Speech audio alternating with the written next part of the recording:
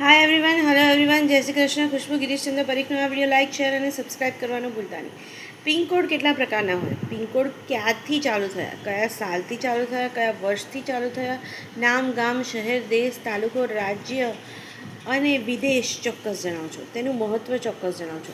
કેટલા આંકડાનો હોય પિનકોડ અને કોના દ્વારા નક્કી કરવામાં આવે? દેશને કેટલો ફાયદો આપે છે, ગામડાને કેટલો ફાયદો આપે છે, વિદેશને કેટલો ફાયદો આપે છે, અને પિનકોડનો મતલબ શું હોય છે, અને તેના દ્વારા સરનામું કેવી રીતે મળી જતું હોય છે તે ચોક્કસ જણાવો.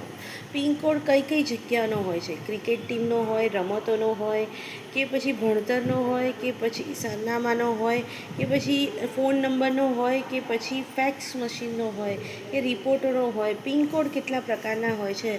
ફાયદા, ગેરફાયદા અને તેના કમાવાની રીત ચોક્કસ જણાવજો, અને નુકસાનની રીત ચોક્કસ જણાવજો. ટેક કેર, બાય, જય શ્રી કૃષ્ણ. જીપીએસસી, યુપીએસસી, ગૌણ સેવા પસંદગી મંડળમાં પૂછાઈ શકે છે.